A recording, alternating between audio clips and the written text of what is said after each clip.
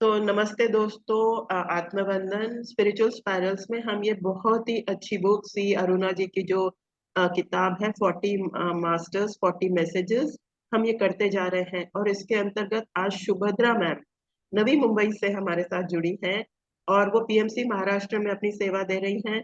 और पूरा ही जीवन इन्होंने कई सारी मोडालिटीज को सीखते हुए अब ये ज्ञान और ध्यान में लगी है। इन्होंने कई सारी किताबों के स्वाध्याय भी किए हैं और आगे इस चैनल में शायद अच्छा रहेगा तो आप आगे भी करेंगे। पर आज ये राघवेंद्र स्वामी जी के बारे में बोलने वाली हैं और मैं इनका दोबारा से मन से स्वागत करती हूँ। और मैं पहले ही बताना चाहती हूँ कि हमें बहुत ही मतलब अच्छे अच्छे स्पीकर्स और यही गुरुजन हमें भेज रहे हैं और आपसे कांटेक्ट करवा रहे हैं। तो बहुत मन से आपने तुरंत से मेरा ये निमंत्रण एक्सेप्ट कर लिया। तो ओवर टू यू मैम, और हम राघवेंद्र स्वामी जी के बारे में सुनना चाहेंगे आपसे। Yes, thank you. Thank you so much ma'am. आपने बहुत अच्छे से परिचय भी दिया और मुझे इनवाइट करने के लिए आपको बहुत बहुत धन्यवाद मैम। Thank you.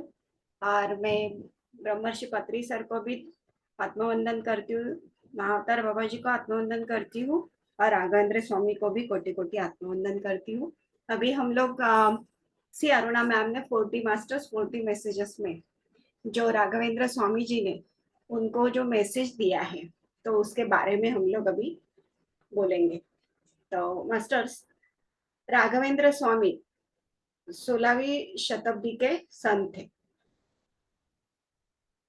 स्वामी, वो बोलते कि स्वामी जो उपाधि है वो मुझे धार्मिक पदानुक्रम से मिली है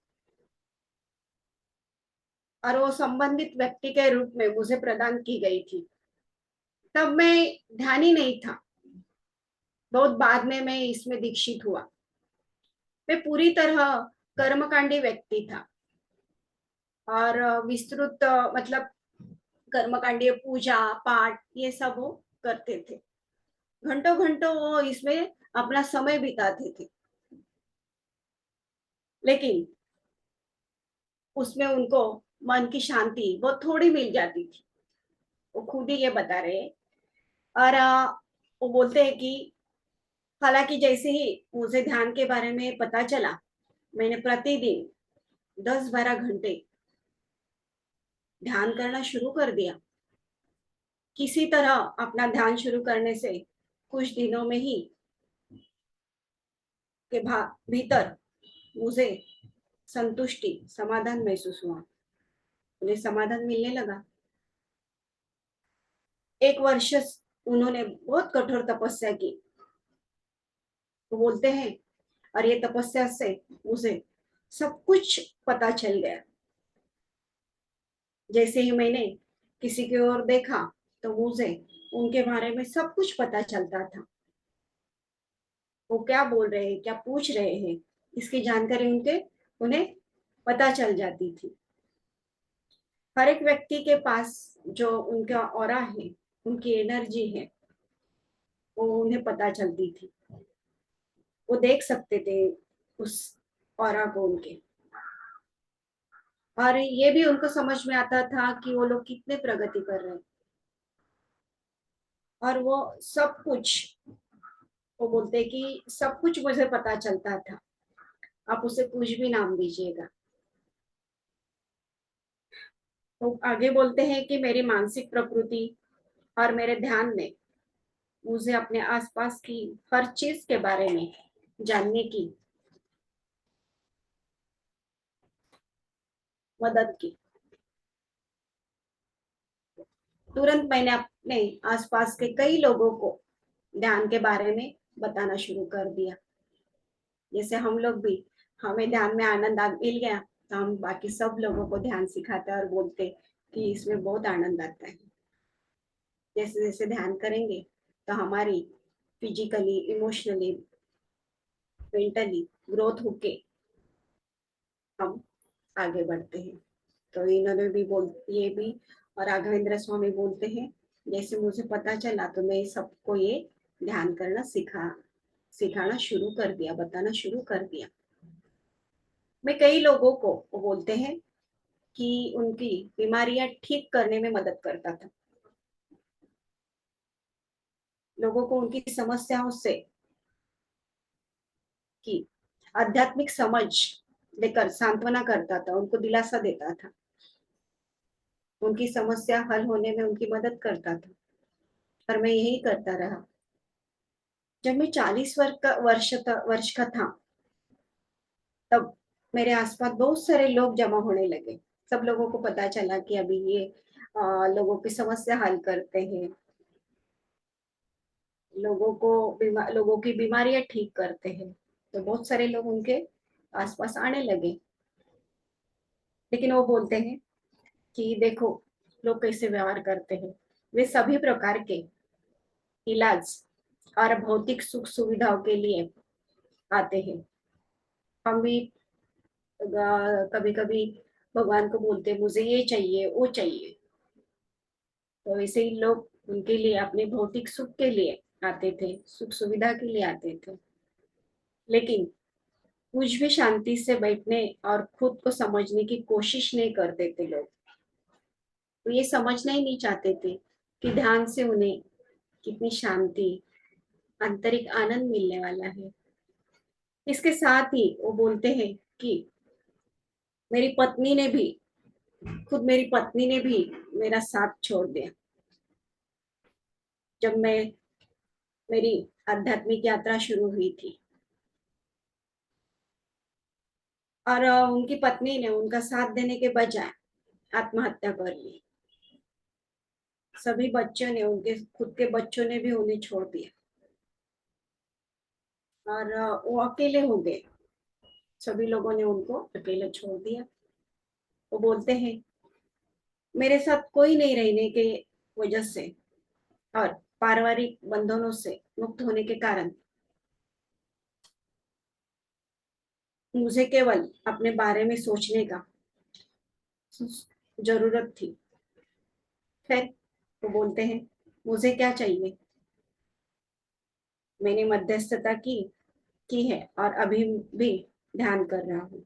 उन्होंने मध्यम मार्ग चुना। अकेले होकर भी उन्होंने उसमें आनंद कहाँ से मिलेगा ये पा लिया।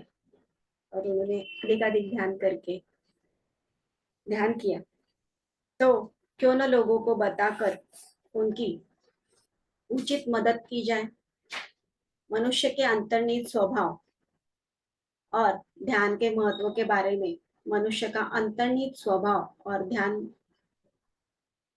का महत्व उन्होंने बताया लोगों को।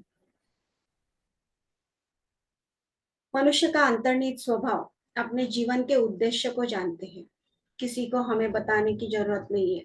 तो बोलते हैं हम सरल ध्यान के माध्यम से स्वयं को जान सकते हैं। जैसे पत्री सर ने हमें बोला है, ध्यान करो,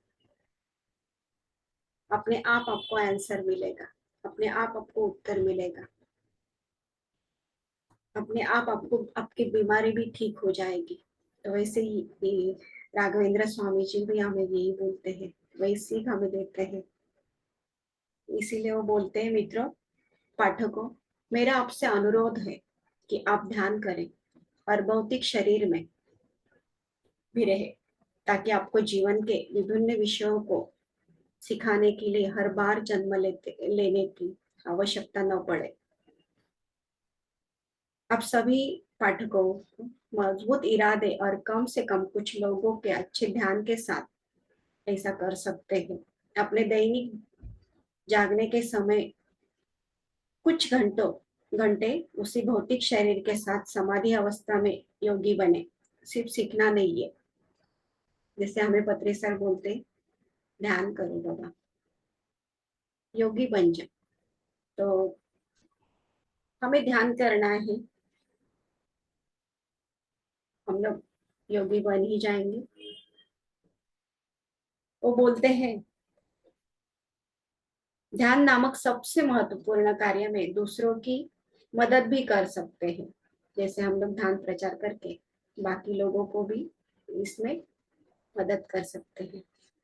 अंततः मित्रों, यह केवल ध्यान ही है जो कर सकता है आपके वर्तमान अवतार में आपकी सहायता करे और आपके जीवन की तथाकथित त्रास जो है, हमारे दुख है, उसे हमें मुक्त करता है। क्योंकि आप केवल ध्यान के माध्यम से ही त्रास दुख को एक अद्भुत नए परिवेश परिपेक्ष्य में समझ पाएंगे। दूसरों के अनुभवों के से सीखे कि कई लेखकों ने अद्भुत ढंग से लिखा है। हम भी हमेशा बोलते हैं कि दूसरों के अनुभव सुनने चाहिए, वो अनुभवों में अपना भी आंसर हमें मिल जाता है, हमारी भी समस्या हल हो जाती है। लेकिन दोस्तों, आपकी पसंद आपकी समझ को प्रतिबिंबित करेगी। यदि आप कोई किताब पढ़ रहे हैं जिसमें लेखक आपको आपकी सीमाओं के बारे में बताने की कोशिश कर रहा है, तो आप कहीं ना कहीं एक ब्रेक के लिए है। कृपया शुरुआत में दूसरों से सलाह लें कि कौन सी किताबें पढ़नी चाहिए, और बाद में आपको खुद पता चल जाएगा कि क्या पढ़ना है और क्या नहीं। खैर दोस्तों, आपकी पुस्तक के लिए यही मेरा संदेश है। हमें हमेशा हर एक लेखक हो उनका बुक पढ़ना चाहिए स्पिरिचुअली, तो हमें बहुत उसमें आनंद आता है, हमें बहुत सारी इंफॉर्मेशन मिल जाती है। दोस्तों, आपके लिए मेरा नोट यह है कि आप यहाँ भी हो वही रहे, जहाँ भी हो वही रहे, और जितनी भी चीजें आपके सामने आई उन्हें सिखाने का प्रयास करें। हमेशा दूसरों को, हमें जो मिला वो दूसरों को बताएं, दूसरों को सिखाएं, क्योंकि यही एकमात्र तरीका है जिससे आप अपने आसपास के लोगों से अभी और तुरंत सबसे अधिक ज्ञान प्राप्त कर सकते हैं। जितना हम दूसरों को सिखाएंगे, जितना हमारे पास है, दूसरों को बताएंगे, तो उससे हमें अधिक अधिक हमारी प्रैक्टिस हो जाती है, और हम अधिक अधिक हमें खुद को ज्यादातर इवॉल्व करते हैं, खुद की आत्मा को इवॉल्व करते हैं। तो आज से शुरुआत करें। आप हमें बोल रहे हैं आप आज ही से शुरुआत करें। इसके बाद कृपया मित्रों, कई पश्चिमी लेखकों को पढ़ें, क्योंकि केवल वही आपकी समझ और वस्तुनिष्ठ सोच की व्यापक रूप से विस्तारित करेगा। ये लेखक उत्कृष्ट है, हम गुरुजन जो कहते हैं उसे शब्दों में व्यक्त नहीं कर सकते। इन लोगों ने आध्यात्मिकता और उसके अभ्यास की उत्कृष्ट और उद्देश्यपूर्ण समझ से युक्त एक महान शब्दावली के माध्यम से अद्भुत रूप से डाल दिया है। इनको टेलीपैथिक क्लियर ऑडियंस भी थी, बहुत सारा नॉलेज इन्होंने गेन किया था। तो दोस्तों, हमें 1000 बार ध्यान में देखना एक किताब के माध्यम से जो कुछ भी आप सीख सकते हैं उसकी तुलना में बहुत बेकार है, क्योंकि एक किताब एक अत्याधिक उन्नत और विकसित आत्मा की जीवन भर की सीख है। तो केवल किताबें पढ़ते और समझने की आपकी समझ और ज्ञान में काफी लाभ होगा। बस इतना ही। अलविदा मेरे दोस्तों, बहुत अच्छी सीख हमें उन्होंने दी है। शत शत प्रणाम है राघवेंद्र स्वामी जी को। तो यहाँ पे राघवेंद्र स्वामी जी का एक मंत्र है, तो मैं ये बताना चाहूंगी। पूज्याय राघवेंद्राय सत्य धर्म रथाय च भजताम कल्प वृक्षाय नमताम कामधेनवे। तो उनका नाम एक कामधेनु धेनवे, ऐसा भी उनका जो 108 नाम का जो हम लोग जप करते हैं उसमें है ये नाम। तो थैंक यू मैम। जी मैम। सुभद्रा जी, मैं अपने आप पर्सनली तो इन स्वामी जी के बारे में बहुत कम जानती थी, तो आपने मुझे तो मेरा पहली बार इनसे परिचय कराया है। और देखिए ना, जो पत्री जी बोल रहे हैं वही ये सर भी बोल, मतलब स्वामी जी भी बोल रहे हैं। और अब कई सारे हमारे जो पार्टिसिपेंट्स हैं यहाँ पर, हमारे मास्टर्स हैं, वो इन स्वामी जी के बारे में जानते हैं और वो आपसे थोड़ा बहुत और चर्चा करेंगे। तो यस, बहुत बहुत धन्यवाद ma'am, Subhadra ma'am. Thank you. और आप अगर बताना चाहेंगे कि राघवेंद्र स्वामी ही आपने क्यों चुना, तो वहां से हम ये डिस्कशन शुरू कर सकते हैं। Yes ma'am. मैम, हाँ, जब पीएमसी महाराष्ट्र पे 40 मास्टर्स का बुक होने वाला था स्टार्ट, तो हम लोग ने नहीं चुना था। खुद ही मेरे पास राघवेंद्र स्वामी जी का, उनका मतलब हम लोग के जो कोऑर्डिनेटर थे जिन्होंने, तो उन्होंने खुद ही बोला था कि आपको ये सब्जेक्ट है। तो मैंने बोला ठीक है जो भी है, तो मैंने ठीक है। थोड़ा बहुत मैंने उनका जो मैसेज है वो पढ़ा, उसके बाद मैंने सोचा कि उन्होंने बोला है कि मैं 800 साल, मतलब मैं आपको बताऊंगी कि उन्होंने बोला था मैं मार्गदर्शित करूंगा। तो मैं ध्यान में बैठी, उन्होंने ये भी बोला है बुक पढ़ो, आपको समझ में आ जाएगा मैसेज। तो मैं ध्यान में बैठी और सच में उनकी ऊर्जा मैंने महसूस की उस टाइम पे, फर्स्ट टाइम मैंने। और इसके पहले भी मैंने उनकी, आज कल भी मैंने उनकी ऊर्जा महसूस किया। और वो हमें हमसे बात करते हैं, सिर्फ हमें समझना चाहिए। तो ऐसे है राघवेंद्र स्वामी। ये 16वीं मतलब सदी के एक प्रभावशाली हिंदू संत है। तो इन्होंने द्वैत तत्वज्ञान जो है, न्याय सुधा, श्री मध्वाचार्य लिखित ग्रंथ पर उन्होंने सुधा परिमल टीकात्मक संवादात्मक ग्रंथ लिखा है। और धर्म दक्षिण भारत में आंध्र प्रदेश में मंत्रालय में उनकी संजीवन समाधि है। तो इसके बारे में उनकी एक कथा है, तो मैं बताना चाहूंगी। तो इन्होंने जब संजीवन समाधि ली, तो इन्होंने अपने शिष्य को बोला था कि मैं 800 साल आत्म रूप से शाश्वत रहूंगा। ऐसे उन्होंने अपने शिष्यों को वचन दिया था। तो वो तभी भी ध्यान करते थे और आज भी वो ध्यान करते हैं, और उनकी मुद्रा भी वही ध्यान स्थिति में है। तो समाधि अवस्था में भी वो ध्यान स्थिति में ही है। तो और वो उनको, उन्होंने ध्यान से ही अतीन्द्रिय शक्ति जो टेलीपैथी है, क्लियर वॉयंस है, क्लियर ऑडियंस, ये सब शक्तियां उन्होंने जागृत कर ली थी ध्यान से ही। आज भी जो भी उनके समाधि स्थल के पास जाकर ध्यान करेगा, तो उनको वो मैसेज देते हैं। इसी प्रेरणा से मैंने उस दिन पहली बार उनसे कनेक्ट हुई थी। तो इन्होंने बोला है कि मैं आपसे कम्युनिकेट करूंगा, मैं आपसे बोलता हूँ। तो सच में ये बोलते हैं अपने साथ। मुझे अभी भी मेरे मतलब शिवरिंग हो रहा है इसे। सच में वो अपने से बात करते हैं। मैंने नहीं देखा उनकी समाधि, लेकिन मैंने उनको फील किया है। एक बार क्या होता है कि 3 ज्योतिषी उनके पास आते हैं। उसमें से एक बोलता है कि मैंने आपकी कुंडली देखी है, तो आपका जो एज है वो 78 ईयर्स का है। तो दूसरा बोलता है कि आप 300 वर्ष रहेंगे। तीसरा बोलता है कि आपका जो एज है वो 800 साल का है। अभी उनके शिष्यगणों को समझ में नहीं आता है सच में क्या बात है। ये तीनों का भी अलग अलग प्रेडिक्शन है, तो क्या करें, समझ में ही नहीं आ रहा था उनको। वो टाइम पे राघवेंद्र स्वामी बोले ये तीनों का भी आंसर बराबर है। तो लोगों ने, उनके शिष्यगणों ने बोला कैसे? तो उन्होंने बोला मैं 78 ईयर्स जब मेरा होगा, तो उस दिन मैं समाधि लेगा, अपनी जो फिजिकल बॉडी है वो मैं छोड़ दूंगा, और 300 साल तक मैं अपने समाधि में रहूंगा, और समाधि में रह के मैं ध्यान करूंगा।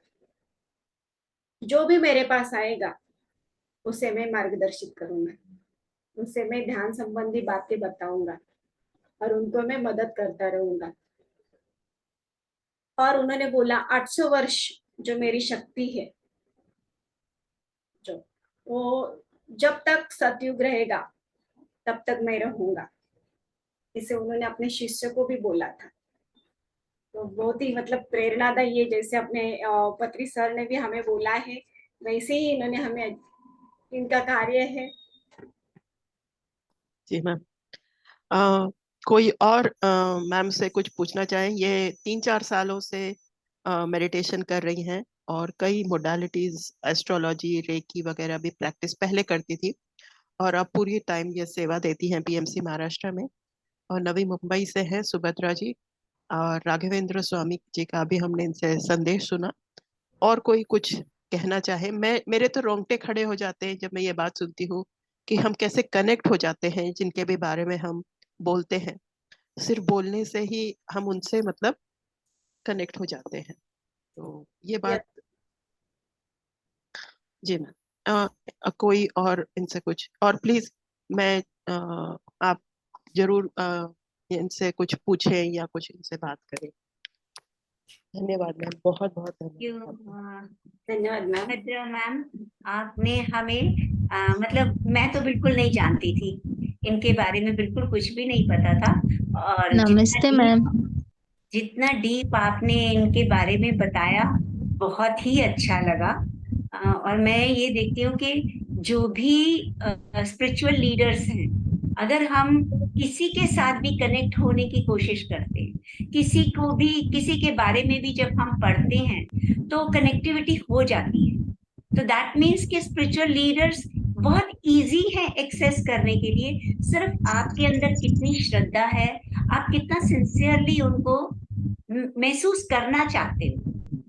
तो I really like the way you explain and your smile, I am really proud of you. बहुत अच्छी स्माइल है आपकी, बहुत प्यार से आपने एक्सप्लेन किया और बहुत अच्छा एक्सप्लेन किया। Thank you so much. Thank you ma'am, thank you. सच में इन्हें ये भक्त प्रहलाद का अवतार माने जाते हैं।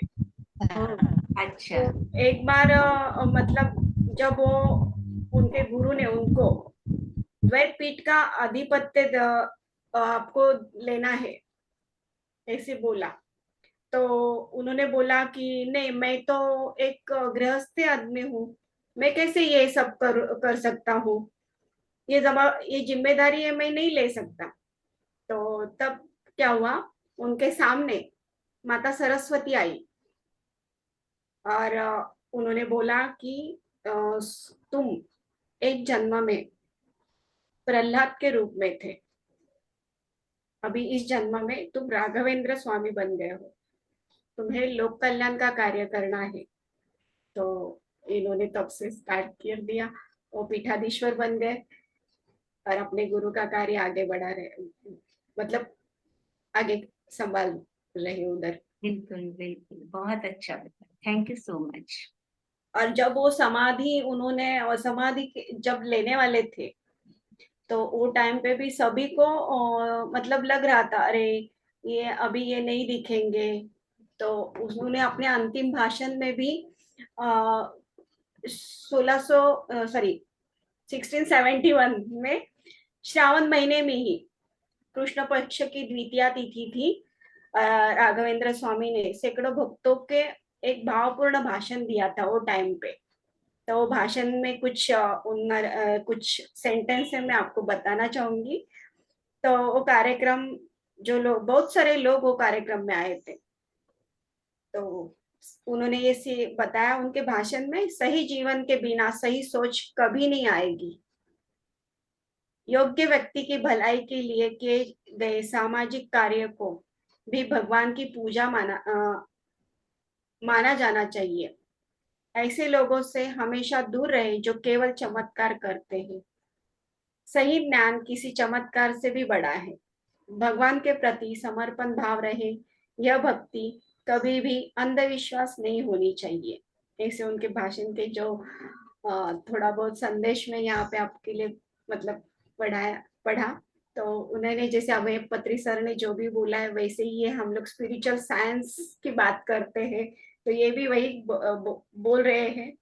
तो बहुत बढ़िया, मुझे तो बहुत अच्छा लगता है इनको, मतलब जब मुझे लगा अनुराधा मैम ने मुझे बोला है कि आप 40 मैसेज, तो मैंने फटाक से बोल दिया मैम मुझे राघवेंद्र स्वामी जी के बारे में बोलना है। Thank you ma'am, thank you so much. मैं सौभाग्य मानती हूँ कि मुझे फिर से इनसे कनेक्ट होने के लिए आपने मौका दिया है। जी मैम। अन्नपूर्णा जी कर्नाटका से हैं और ये इन स्वामी जी से परिचित है, तो ये कुछ दो शब्द कहेंगे। नमस्ते मैम, नमस्ते सभी को, आत्मवंदन। सुभद्रा मैम ने बहुत बहुत अच्छी तरह से बताया। मेरी बचपन से इनसे जुड़ी हूँ क्योंकि कर्नाटका में बहुत पाठ, भले इनकी मंदिर आंध्रा में है जो मंत्रालयम है, तुंगा नदी बहती है वहां पर, लेकिन कर्नाटका के ऑलमोस्ट 99% पीपल उनसे जुड़े हैं। वो घर में भले गणेश की, शिव जी की या फिर विष्णु जी की फोटो ना हो, राघवेंद्र स्वामी जी की फोटो रहेगी, उनको कॉमन पीपल की, मतलब सारे हिंदू कोई भी जात के हो, चाहे वो ब्राह्मण हो या दूसरे भी हो, बिजनेसमैन है, अलग अलग वहां पर भी बहुत सारे पंथ होता है, लेकिन ये भगवान को सभी पूछते हैं, मंदिर जाते हैं वहां, हर सिटी में दो चार मंदिर तो राघवेंद्र स्वामी की होती है। तो मैं बचपन में थी तो मेरे शहर में एक था, लेकिन थोड़ा दूर था घर से, और मेरी दादी ने बहुत मेहनत किया बचपन से ही उनका, तो उनका एक वो था रिचुअल, या रोज वो था कि सुबह वो 5 बजे उठ के मंदिर कितने भी दूर हो, वो पैदल नहा धो के जाके गोल गोल प्रणाम जो भी करके आते हैं।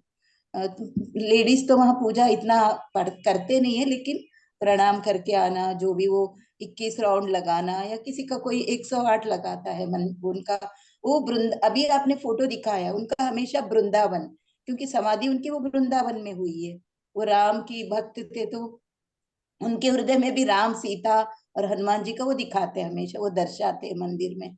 तो मेरी दादी जाती ही थी, एक दिन भी उन्होंने नहीं छोड़ा, और वो शाम को ही पारिजात का फूल का कली चुनती थी, क्योंकि वो बहुत छोटे छोटे फूल होते हैं, उनको बांधना इतना आसान नहीं, बहुत ही छोटे, आपने देखा होगा, नीचे ऑरेंज डंडी होती, ऊपर पीला पीला उसकी लिए पंखुड़ी होती, बहुत छोटे, उसको वो वेणी बनाती थी शाम को ही 5 बजे, वो भी मंदिर के पास था घर, उतनी दूर जाके कॉम्पाउंड में चढ़ के फिर सब लेके आके वेणी बनाना, फिर दूसरे दिन सुबह जाके उनको वो वेणी चढ़ाना, उनका नियमित रूप था। 40 साल 50 साल मुझे नहीं मालूम, वो जाती ही थी विंटर्स में, जैसे धनुर्मास होता है जनवरी में, वो विशेष होता है राघवेंद्र स्वामी के मंदिर में, उस समय 4:30 बजे जाना ही था उनको। कभी कभी उनको डर लगता था रास्ते में, और वो दूसरे जात को छूना नहीं, ऐसा सब होता था ना, कभी कभी उनको ये ऐसे आभास होता था पीछे कोई आ रहा है, जो भी है, लेकिन कभी कुछ हुआ नहीं है, उनको जाना था। घर में वो जो भी तीर्थ मिलता है वहां प्रसाद वगैरह तो वो बहुत कम होता है, तो ऐसे, या पंचामृत होता है पूर्णिमा के दिन, तो हमें बचपन से उसकी आदत है, और उनकी भक्ति ये समझना चाहिए, हमें ऐसा लगता है। फिर हमारा जब घर बना, अ, मतलब थोड़े साल बाद घर के पास उसका मंदिर बना, मतलब इजीली जा सकते 5 मिनट में, हमको लगता था देखो उनकी भक्ति के कारण उन्होंने अपनी कृपा से पास भगवान आ गए, तुम क्यों इतनी दूर आते हो, तुम्हें एज हो रहा है 60 ऐसे कुछ, तो घर के पास ही मंदिर बना, वहां पे रोज जाते थे, तब हम भी जाते थे, नियम था नाश्ता करने से पहले वहां जाके प्रणाम करके आना है। और सबसे पहला मेरे जीवन में तो मुझे भगवान यानी उन्हीं से जुड़ा हुआ, चाहे कुछ भी हो, जैसे मैडम ने अभी जो मंत्र बोला, वो मंत्र 10 बार बोलना, 20 बार बोलना, एग्जाम है तो, या डर लग रहा है, वही था और कुछ भी नहीं। लेकिन कभी कभी लोगों को वो वृंदावन में उनकी छवि की वो दर्शन हुआ है, कितनी बार ऐसे बोलते हैं। लेकिन कुछ वो भी प्रथा है वहां पे, क्या पूजा अर्चना मंत्रोच्चार ये ज्यादा होता है, लेकिन अभी मैडम ने जो बोला ध्यान करो बोला, वो बहुत लोगों को नहीं पता है, मुझे भी उस समय नहीं मालूम था, अभी तो समझ में आ रहा है पीएसएसएम से जुड़ने के बाद बहुत लोग उनको फॉलो करते हैं। और मैं बचपन में, मुझे चलना भी नहीं आया होगा तब मैं मंत्रालय में गई हूँ फैमिली के साथ, क्योंकि इतने डिवोटी थी, दादी कहाँ जाना है बोलो तो मंत्रालय में जाना है, तब भी गई थी, फिर बीच में 1-2 बार गई। अभी मैं 2014 में गई थी, मेरे देवर के बेटे का जनेऊ वहां था, बहुत सारे लोग मन्नत मांगते हैं, हम वहां के जनेऊ बच्चों की या शादी या मुंडन करते हैं कुछ लोग, ऐसा कुछ प्रथा है, ताकि मान लो किसी को प्रेगनेंसी में दिक्कत हुआ, वो बोलते हैं मेरे को अगर बच्चा हुआ आसानी से, मतलब तो मैं वहां की कुछ करूंगी, ऐसा मन्नत मानते हैं। तो इस कारण मैं 2014 में गई थी। आज सत्य जान के, उनके मुंह से जो निकले शब्द जान के, मैडम द्वारा बहुत बहुत अच्छा लगा, बहुत ही अच्छा लगा। धन्यवाद ma'am. Thank you ma'am, thank you. Thank you ma'am. आपका भी जो मतलब आपने बताया कि आप बचपन से उनसे जुड़ी हैं, तो वो भी बहुत, और आपकी दादी का इतना उनके प्रति जो रिस्पेक्ट थी, वो भी जो आपने शेयर किया, उससे भी मन मतलब अच्छा लगता है ना ये सब सुन के। और कोई कुछ कहना चाहेंगे?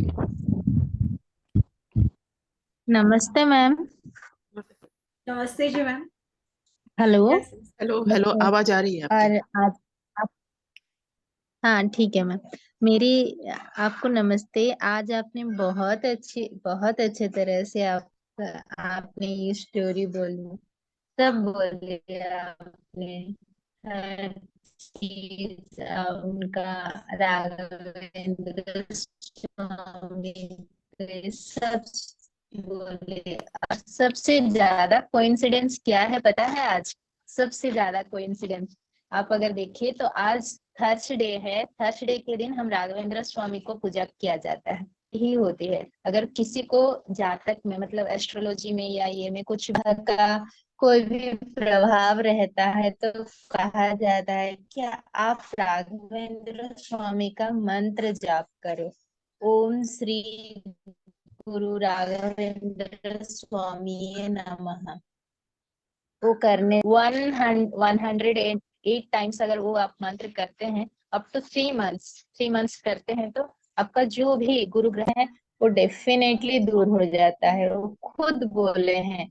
और आप दिन में एक बार भी करो। और बहुत लोग उनके मंदिर में प्रदक्षिणा करते हैं 108 टाइम्स उनके नाम से अभी भी करते हैं। और जो बोले मैडम तुंगभद्रा नदी में फ्लड हुआ था, सब मतलब सब डूब गया था। डूब जाने से मंदिर में क्या, मंदिर कैसा है, तो तभी भी मंदिर में जो अंदर का जो मंत्रालय है वहां पे राघवेंद्र स्वामी वो पानी के ऊपर समा मतलब ध्यान कर रहे हैं। बहुत लोग, बहुत शिष्यों ने देखा कि वो अभी भी वहां पर ध्यान कर रहे हैं। तो आज भी राघवेंद्र स्वामी जो है उनके समाधि में ध्यान स्थिति में मतलब योग निद्रा की स्थिति में है। हमारी बात सुनते हैं, हमारी प्रार्थना सुनते हैं, वो सजीव है।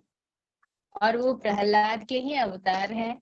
और उनके बारे में मैडम ने तो सब कुछ बोल दिया है। उनकी मतलब संन्यास पूर्व जो सन्यासी लिए थे,